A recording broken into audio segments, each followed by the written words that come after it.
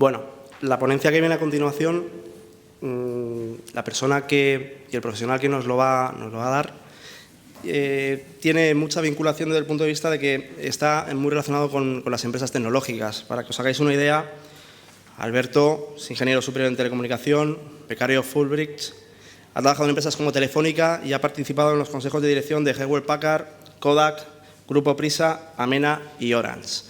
Todo esto tiene que ver porque, el título de la presentación, los nuevos emprendedores y las nuevas áreas de crecimiento asociadas a la tecnología, los nuevos clientes, ¿quién mejor que Alberto Calero nos pueda dar esa visión? Y bueno, espero que sea muy satisfactoria para todos vosotros la presentación que nos va a realizar. Alberto.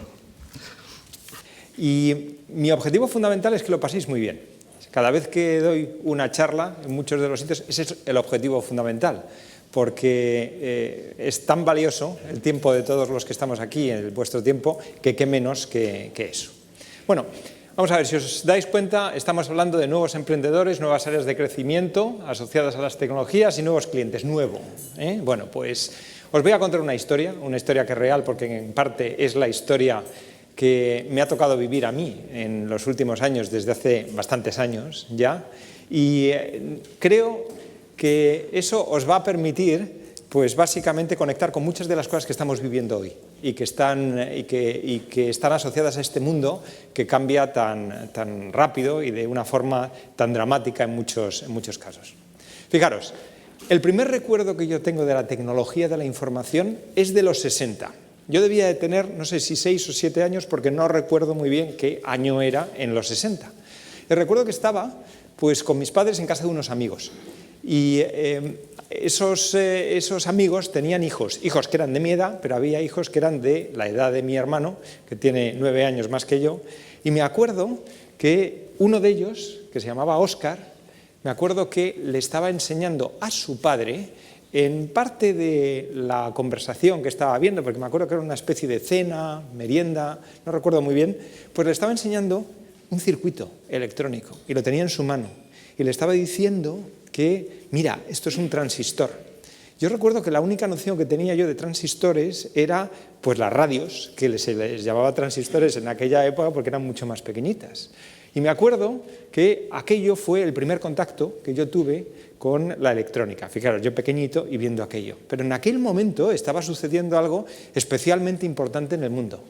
Era la época de los Beatles, era la época de los hippies, pero era la época también en la que en California se estaba empezando a generar, a crear lo que era el Valle del Silicio. Y era la época en la que el transistor, ese elemento electrónico clave que después iba a invadir toda la tecnología de la información, todo lo que tenemos hoy alrededor nuestro, en ese momento se estaba creando. Y ahí aparecían revolucionarios de la música, revolucionarios de la forma de vivir, pero también aparecían unos señores que eran revolucionarios del mundo. Y la revolución de aquellos señores es lo que estamos nosotros viviendo en estos momentos. Bueno, me voy unos cuantos años después y me voy a 1975-76. En aquella época, bueno, pues yo había acabado de estudiar en los jesuitas e iba a empezar pues mi carrera. Y a mí me encantan los aviones. Y desde 2 años antes de acabar la carrera había decidido que iba a ser ingeniero aeronáutico. Y en un golpe de mano, porque no puede ser descrito de otra manera, recuerdo que mi padre, que no era ingeniero porque ya ha muerto, pues me coge y dice, vamos a darnos un paseo, y me lleva a la ciudad universitaria, y me lleva a la escuela de telecomunicación, que era una escuela que ni siquiera yo conocía.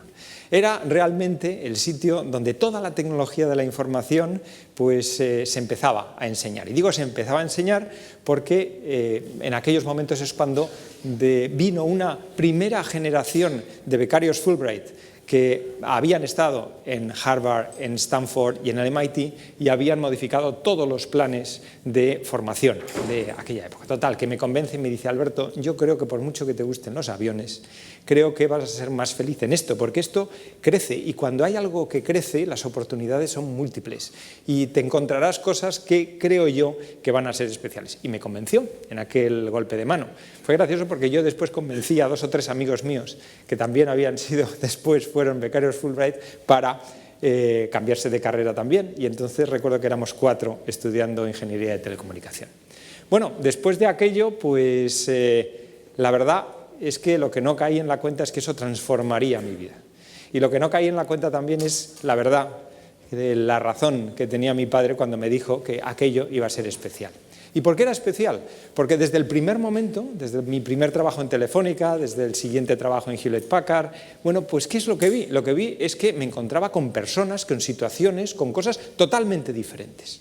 Me acuerdo que en 1986, nada más llegar a Hewlett Packard, lo primero que hice fue utilizar correo electrónico. 1986. Un correo electrónico que funcionaba dentro de toda la compañía, en todo el mundo. Me acuerdo de mi primer viaje a California y me acuerdo yendo con un amigo mío que estaba en la universidad en aquel momento y seguía allí, pues me acuerdo que vamos a dar un paseo y me dice: Alberto, es que vienes vestido un poco raro. Dice, y estamos dando el cante porque es que se nota que eres extranjero, pero fijaros, iba con un vaquero, iba con un polo, y iba, pues, yo creo que con unos zapatos como los que llevo ahora. Y entonces te empezabas a dar cuenta de que había un mundo radicalmente diferente. Desde luego, ahí veía gente que no iba con corbata en aquellos momentos, y estamos hablando de 1986. Y vi cosas extraordinarias, como por ejemplo los primeros computadores que transformaban la imagen de mainframes grandes. Vi algo que además cambiaba rapidísimamente.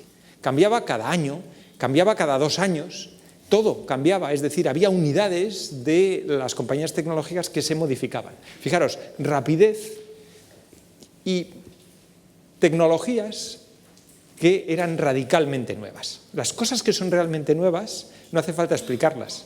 Las cosas que son realmente nuevas se tocan, hablan por sí mismas.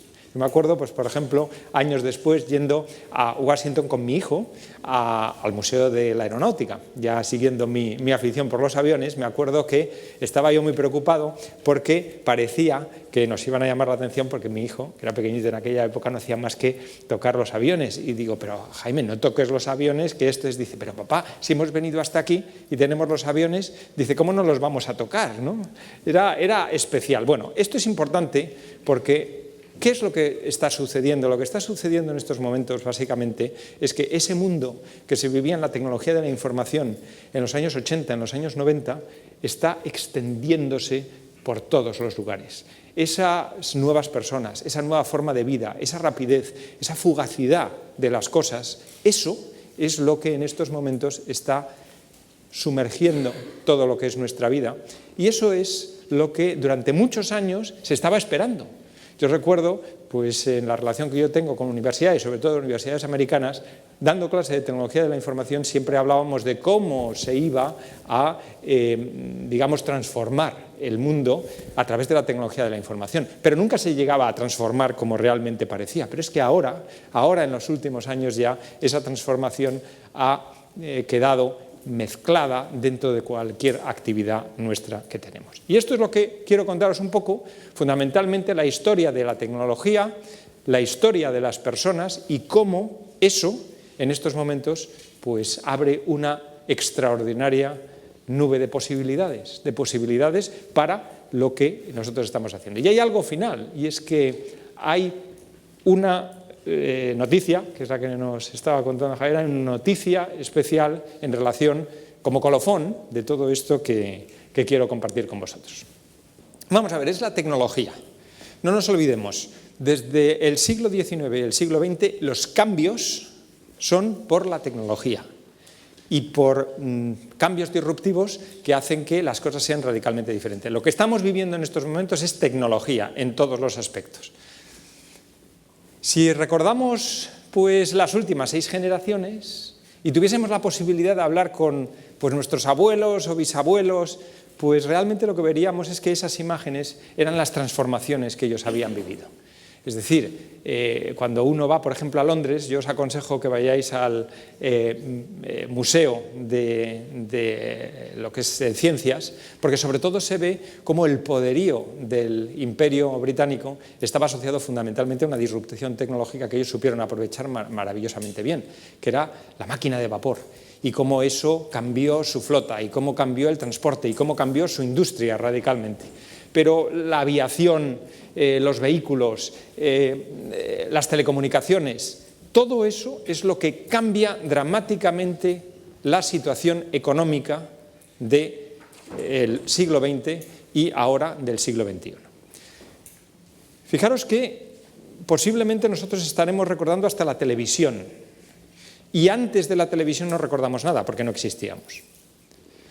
Pero si vemos lo que ha sucedido después de la televisión, lo que nos damos cuenta es que la cantidad de cosas que suceden disruptivas en la última mitad del siglo XX y sobre todo en los últimos años del siglo XX, la primera década del siglo XXI, lo que nos damos cuenta es que es una especie de carrera loca, que todo esto que os he contado, que yo vivía con cierta rapidez, por ejemplo en Hewlett Packard, digamos, hace que esté acelerado en todos los aspectos. Y hay una forma de vivir, y hay una forma de trabajar, y hay una forma de disfrutar asociada a esta velocidad. Y eso es lo que, digamos, quiero seguir entrando en detalle. Vamos a ver, ¿cuáles son las tecnologías disruptivas que tenemos en estos momentos? Yo no sé si vosotros recordáis la película de Titanic. La película de Titanic, si os fijáis en las diferentes personas, los diferentes personajes, los que se hunden, ahí aparecen prácticamente todos los millonarios que tenían fundamentalmente las industrias disruptivas de principios del siglo XX. Y aparece Astor, por ejemplo, que era el que tenía todas las patentes relacionadas con las dinamos, los alternadores que aparecían. Eran los Bill Gates de la época o, digamos, los Steve Jobs, por decirlo así. Y fijaros, digo, los Bill Gates, pero es que lo de Bill Gates se está quedando anticuado y ya necesitamos otras personas que han venido muchísimo más rápido. ¿De acuerdo? Así es de fugaz el tema. Bueno, en estos momentos hay personas como nosotros, que están trabajando en esas tecnologías, que llevan mucho tiempo trabajando en esas tecnologías. Y hay personas que van a ser millonarios, y hay personas que lo van a pasar bien, y hay personas que harán cambios de unas cosas a otras, pero en esa disrupción, en esas tecnologías es donde está la oportunidad. Y esos van a ser clientes. Y además esos clientes van a cambiar muy rápidamente. Y tienen un comportamiento radicalmente distinto, y la forma de trabajar es distinta. Y eso es el punto fundamental, que os lo digo no porque teorice, sino porque es lo que he vivido yo durante toda mi vida, cuando la tecnología de la información ya introducía un ritmo radicalmente diferente, todavía no tan rápido como el que hay ahora, pero muy, muy rápido en aquellos momentos. Yo he visto la desaparición de 7 compañías de tecnología de la información en los 90. No estoy hablando del mundo de Internet, porque fijaros que Internet como tal, como la conocemos hoy, aparece en el 95, igual que la telefonía móvil, pero no, hay algo diferente. Bueno, pues esto es lo que, fijaros, estas son las tecnologías que en estos momentos son clave. Esta tecnología viene de una revisión anual que hace McKinsey, normalmente, y que está validada después por diferentes centros tecnológicos. Pero aquí es donde está la cosa fundamentalmente. Bueno, Internet móvil, ¿qué os voy a decir de Internet móvil? Pues sí, os tengo que decir una cosa, y es que la mitad del mundo, miles de millones, todavía no están conectados a Internet móvil. Pero en los próximos años, muy poquitos años, va a haber una extensión brutal a lugares donde no ha llegado todavía Internet, y por medios no convencionales.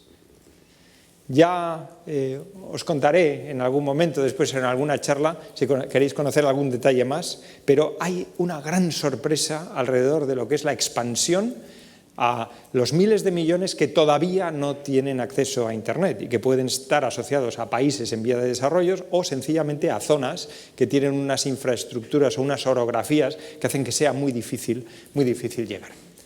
Fijaros, la automatización del trabajo de conocimiento, lo que se ha dicho aquí ahora de parte de los planes de CE en estos años, las SAP, las automatizaciones, es ni más ni menos que eso. Esto es la historia de siempre. La historia de siempre desde la tecnología de la información. Lo que pasa es que la aceleración que hay en estos momentos hace que ya no es que sea una ventaja competitiva, es que es un riesgo competitivo porque si no lo tienes te quedas fuera. Y además te quedas fuera muy rápido.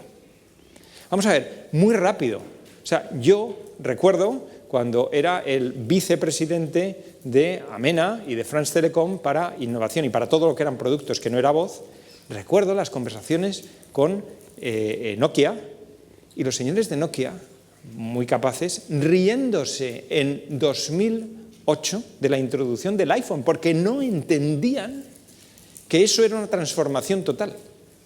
Una compañía que era lo más en el mundo de la telefonía móvil, de repente llegó a lo menos, que es lo que hay en estos momentos y que es la situación que tienen en estos momentos, maljuntándose incluso con otra compañía como Microsoft, que ya ni siquiera era lo que era.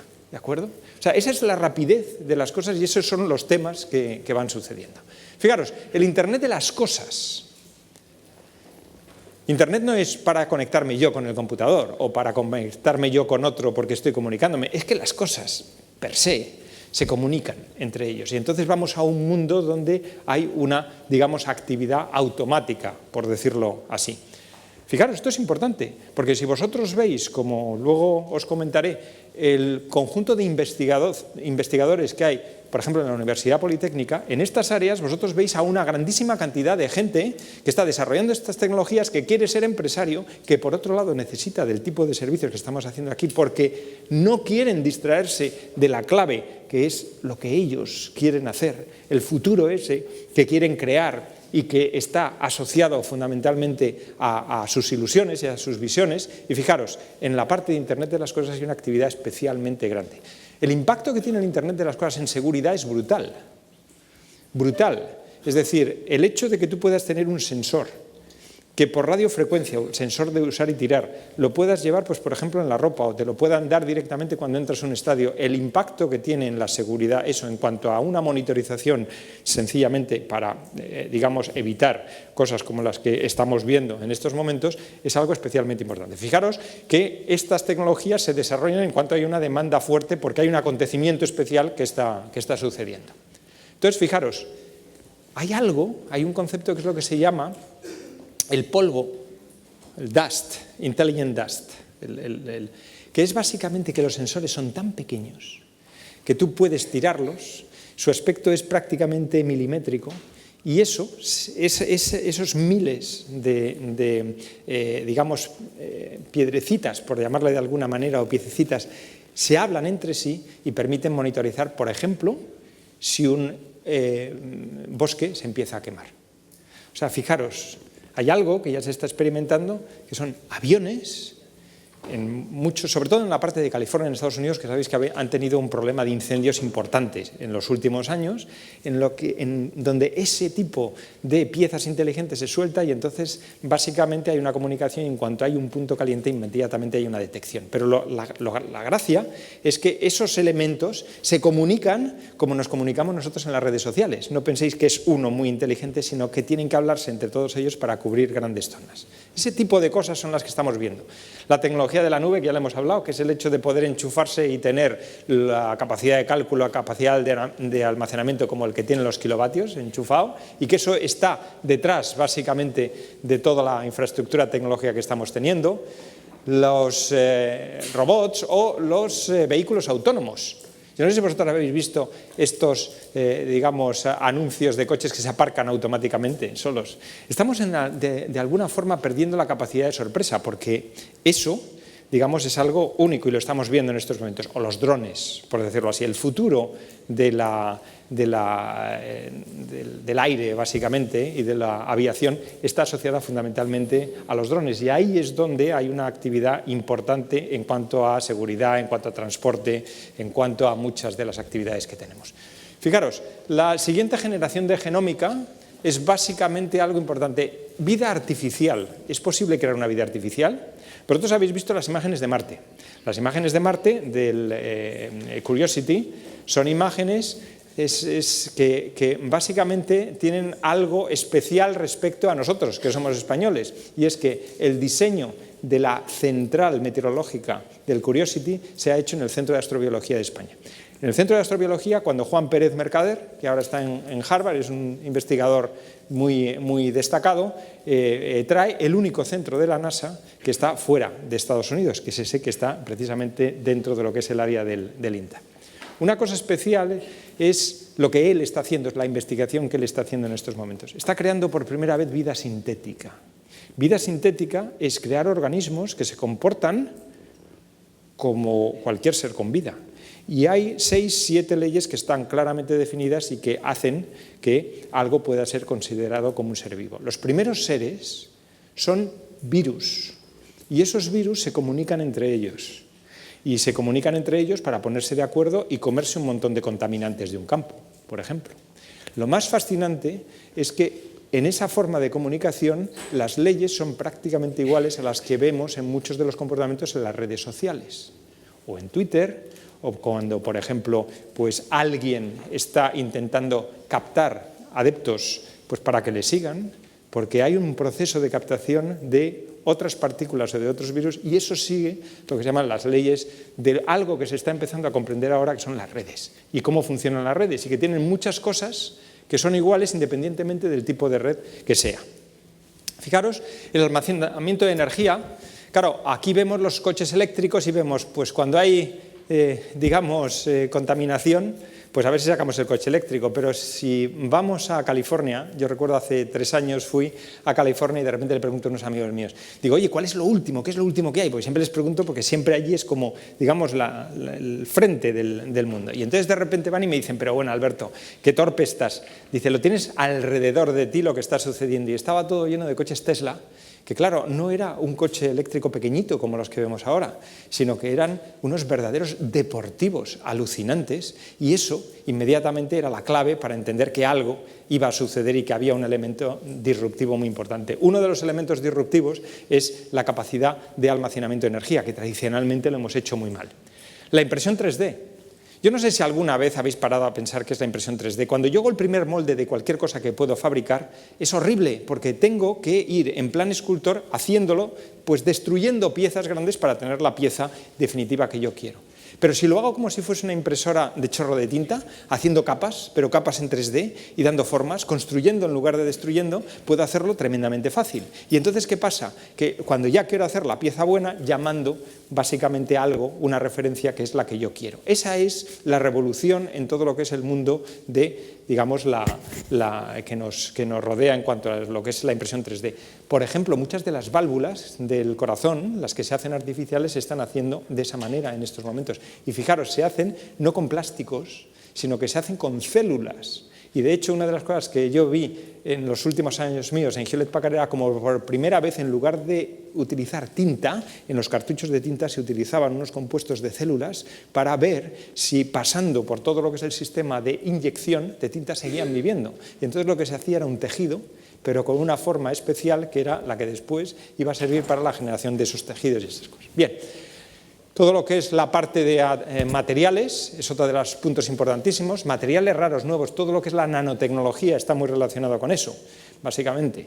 El siglo XX tuvo algo muy especial con todo lo que era la industria química, la industria petroquímica y después todo lo que era la industria de los plásticos. Bueno, pues hay algo mucho más revolucionario que está sucediendo en estos momentos alrededor básicamente de la nanotecnología, el tipo de productos que pueden haber.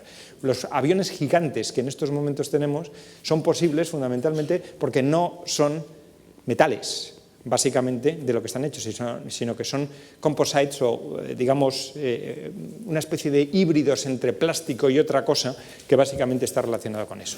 Por no hablar del petróleo, si hoy tenemos la gasolina al precio que la tenemos, es fundamentalmente por un desarrollo que hace Estados Unidos de una tecnología que es fracking, que tiene sus ventajas y sus inconvenientes, pero que ha hecho una realidad, ha puesto de manifiesto una realidad, y que son los primeros productores de nuevo de petróleo en el mundo precisamente por esto. Y después, pues todo lo que es la parte de energías renovables. Pero vamos a ver, lo más importante es que los clientes nuestros en los próximos años que tengan más oportunidades de crecer y de crear valor van a estar aquí, de una manera directa o indirecta. Y tienen un hábito especial y tienen unas formas de hacer especiales. Ese es el cliente extraordinario que va a estar agradeciendo el que de una forma nueva y con tecnologías nuevas se le ayude a centrarse fundamentalmente en lo que es, digamos, el negocio suyo, que no es precisamente llevar toda la gestión de toda la actividad que ellos tienen que tener. La tecnología de la información es ubicua, hay una combinación de tecnologías, hay dentro de nada un seminario que se hace en la Universidad Politécnica donde participa CE, donde básicamente el tema es la innovación por combinación de tecnologías. Es decir, hay tanta tecnología en estos momentos que la solución final es mezclar varias. Cuando Steve Jobs lanza el iPhone, no hay una tecnología única que defina el iPhone, sino que por primera vez combina una serie de tecnologías que estaban disponibles y hace un producto que es único. Es un ejemplo de la combinación de esas tecnologías. Los consumidores van a ganar muchísimo, es decir, vamos a ver muchísimos más productos nuevos en cuanto a lo que, como resultado de esas tecnologías. La naturaleza del trabajo va a cambiar os voy a comentar un poquito después en qué consiste ese cambio, que es un cambio evidente y que tiene muchísimo que ver con la forma de trabajar con los nuevos clientes. Hay un brillante futuro para innovadores y emprendedores, pero esto ya no es porque digamos, no, es que hay que ser emprendedor, no, es que hay tal cantidad de oportunidades en estos momentos, lo que llaman los americanos low hanging fruit, es decir, cosas que con un poco de, esfuerzo te dan unos resultados grandes, fundamentalmente por esta explosión de tecnologías que hay y todas disruptivas. Al mismo tiempo hay un impacto diferente en los países desarrollados y subdesarrollados, pero no penséis porque unos van a tener más y otros van a tener menos, sino porque estas tecnologías se aplican de diferente manera en países desarrollados que en países subdesarrollados. Ese es el punto fundamental.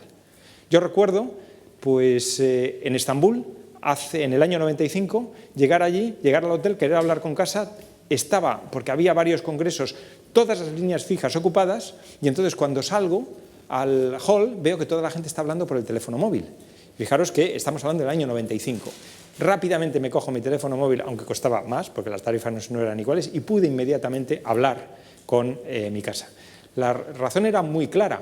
Desde todo lo que era el Ministerio de Industria o equivalente en Turquía, una de las cosas que se había decidido era dar un salto de tecnología saltándose a los anteriores, de tal manera que tú podías introducir. Es lo que está pasando, por ejemplo, en China en estos momentos, donde hay una actividad furiosa en todo lo que es el despliegue de las redes normales.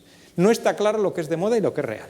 Es decir, dentro de todas estas cosas que vemos, hay cosas que aparecen y desaparecen, y de repente es moda y luego no lleva a nada, pero es por la grandísima cantidad de cosas que tenemos disponibles, por decirlo así, en la despensa. Va a haber sorpresas científicas. Os podría poner unas cuantas, pero digamos que el empezar a tener máquinas que tengan unos comportamientos casi parecidos a los comportamientos que tenemos nosotros es algo que con total seguridad veremos. Porque espero que al menos pues, la mayoría de nosotros estemos aquí dentro de 12, 15 años.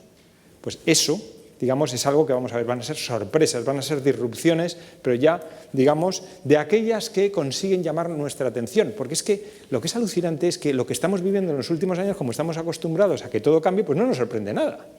Pero es que nos va a volver a sorprender algo.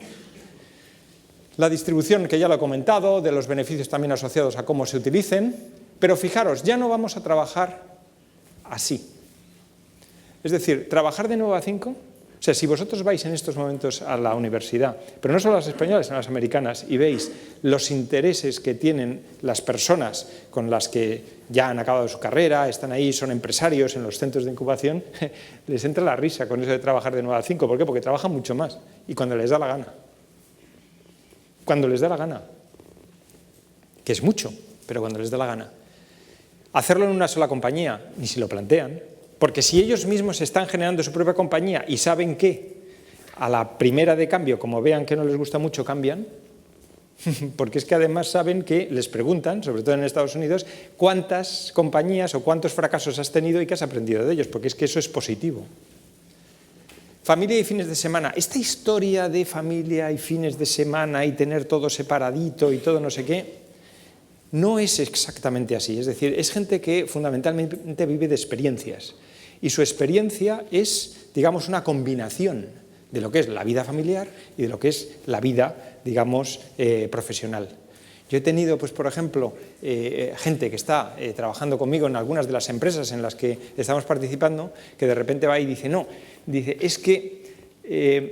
me decía uno, dice, no, hemos echado a suertes, yo y mi mujer, a ver quién va a dedicar más tiempo, dice, a los hijos nuestros, dice, por una razón, dice, porque los dos trabajamos y para nosotros hay algo clave y es que del éxito de cualquiera de los dos trabajos que nosotros tenemos podemos solucionarle la vida de una manera radicalmente diferente a nuestros hijos. Es una mentalidad, digamos, que va evolucionando, pues parecida a la mentalidad que yo veía en los años 80, cuando yo aterrizo en California, en Hewlett Packard, y de repente veo un mundo radicalmente distinto, el de la, digamos, 10 años después de aquellos que habían inventado el transistor.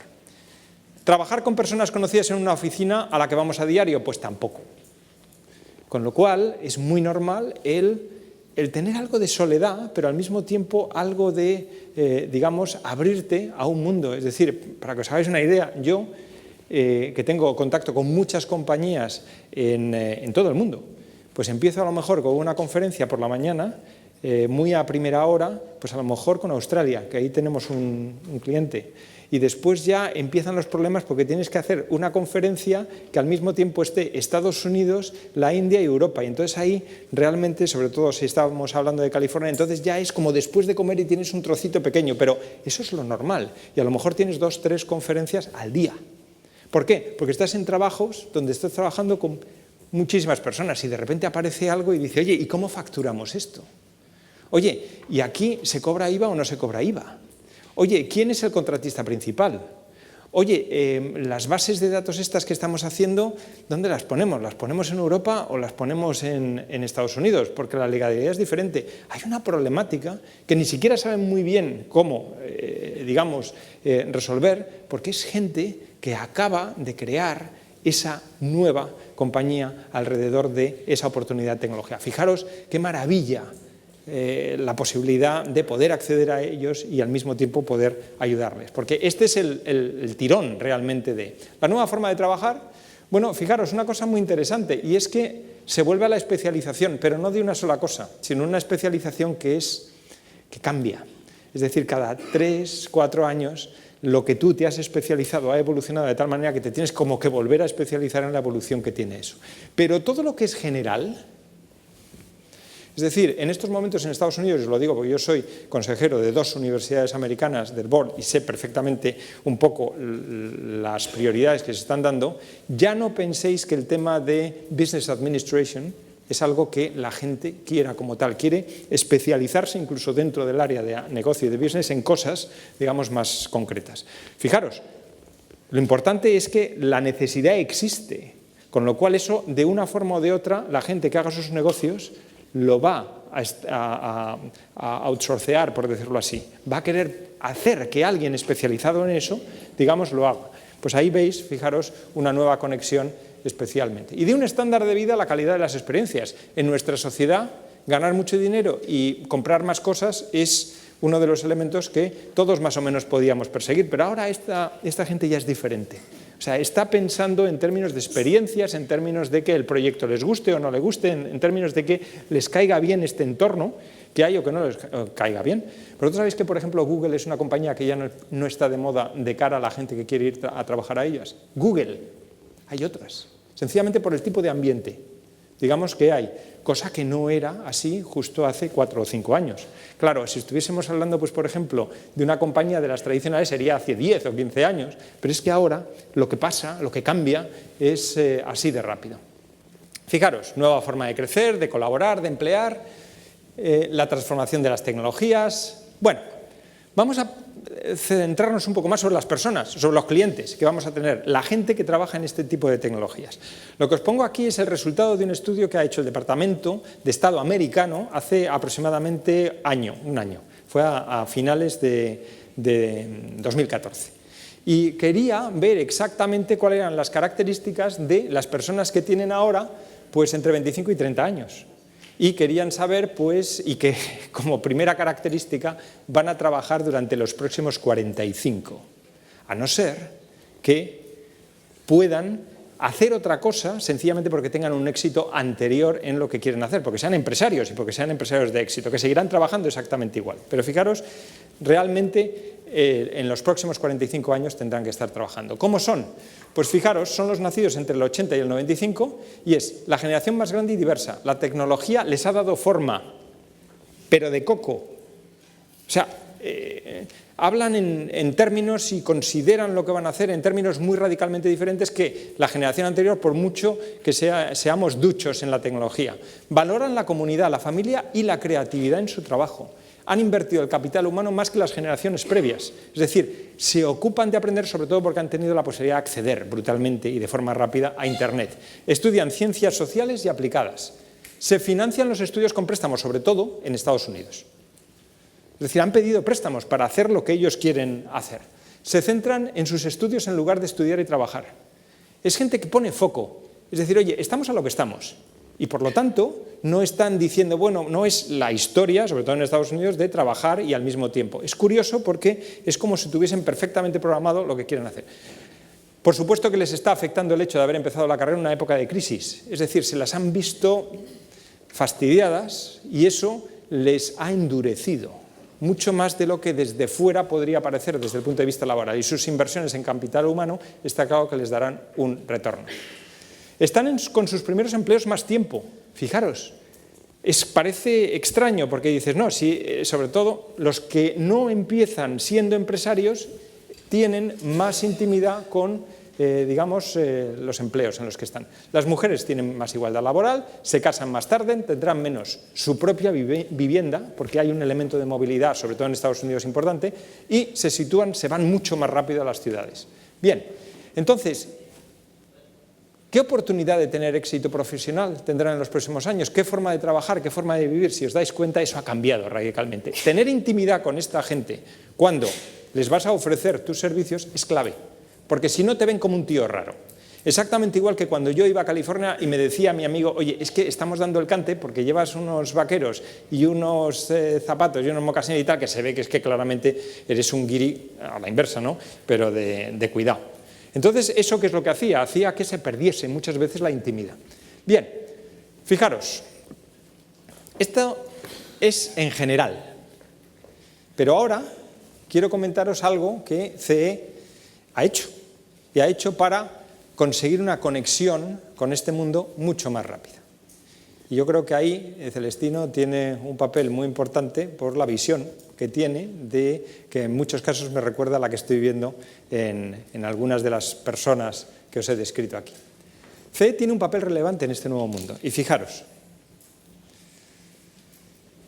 una de las cosas que se está ya desarrollando, pero con finalización inmediata antes de este año, es la creación de una cátedra de CE Consulting con uno de los organismos más nuevos de la Universidad Politécnica, que es el Centro de Apoyo a la Innovación Tecnológica. En la Universidad Politécnica, uno de los problemas, y en muchas universidades españolas, uno de los problemas que se veía es que hay un paquete tecnológico maravilloso, normalmente financiado por unos, proyectos, en muchos casos europeos o de la industria privada muy grandes, pero el paso a ser empresarios, al menos tradicionalmente, pues desde los investigadores de la universidad es un poquito más, complicado.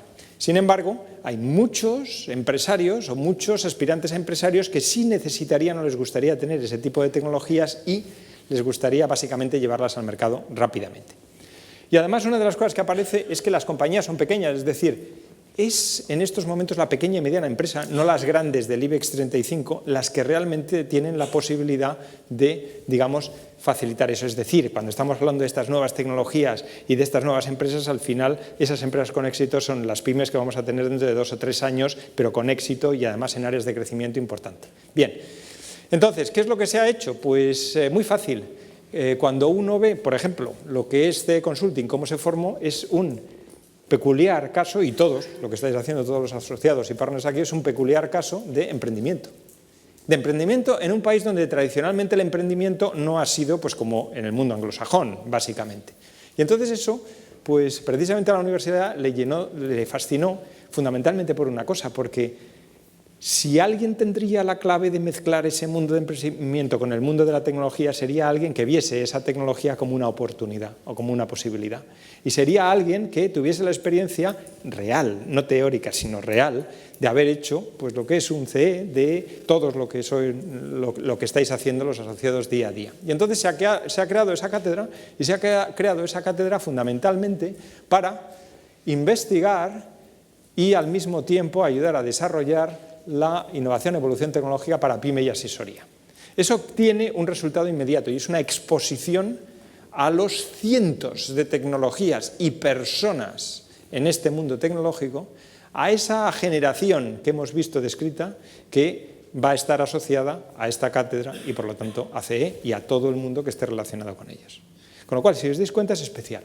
De hecho, la presentación que se va a hacer dentro de 1 o 2 semanas alrededor de la combinación de innovación, ya hay una participación ahí directa de CDE, donde pues, se presentarán, como no, pues, servicios que se pueden dar a esas nuevas empresas, a esos nuevos investigadores asociados a, digamos, facilitar el proceso de rapidez que ellos necesitan para coger esas tecnologías y llevarlas rápidamente antes que nadie, porque todo, digamos, es mucho más rápido y mucho más acelerado.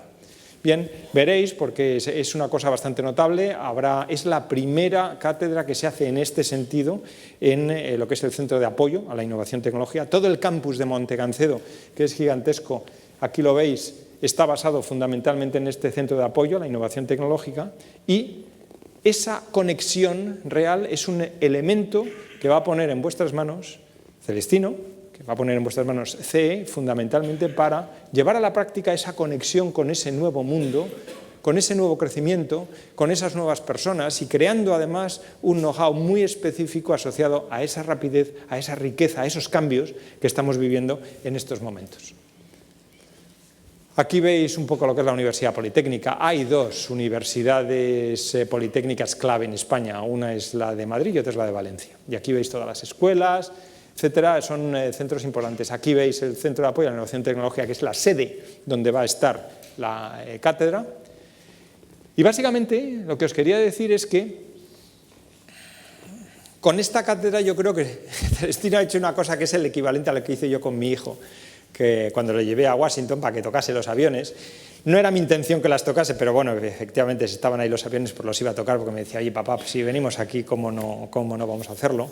Pero lo que os quiero decir es que este mundo, vamos a ver, yo viendo en perspectiva cómo me convenció mi padre, pues digo, joder, qué bien que me convenció, porque lo que yo he vivido, esta transformación tan brutal, esta rapidez, este cambio, viéndolo en contexto después de muchos años, es tremendamente beneficioso. Lo que yo he vivido es lo que estamos viviendo ahora en la sociedad, porque la tecnología de la información se ha metido en todos los lugares y porque las formas y los hábitos se han metido en las personas también, con lo cual la tecnología de la información deja de ser importante porque lo es todo. Y cualquiera de las cosas que hemos visto es así. Con lo cual, voy y digo, si dentro de 10, 15 años la gente de CE, esta compañía, pues hace posiblemente en esta línea una recapitulación de cómo han sido esos 15 años, pues la verdad es que estoy casi seguro que podrán sentirse tan contentos y tan afortunados como estoy yo de lo que hizo mi padre. En cualquier caso, os diré una cosa, he decidido, y ya lo soy, pues hacerme piloto. Porque, hombre, necesitaba pues aquello que yo quería y aquella ilusión que tenía, pues hacerla, con lo cual hace un año, pues hablando precisamente por videoconferencia con uno de mis socios en California, me dice, la semana que viene no vamos a poder hablar porque tengo unos vuelos especiales, total, que me di cuenta que estaba haciéndose piloto, entonces me entró el ataque de envidia, me fui a Cuatro Vientos y ya soy piloto. Pero bueno, lo que os quiero decir, si miro en perspectiva, esa oportunidad de estar en un sector de crecimiento donde las cosas cambian, donde todo es nuevo, donde las personas están acuñadas, están forjadas de una manera diferente, eso es lo que realmente tenemos. Esa es la parte más bonita de esta especie de mundo que estamos viviendo, donde parece que tiene una transformación total precisamente pues, por esa tecnología que ha embebido absolutamente todo. Bueno, pues esto es lo que yo os quería contar.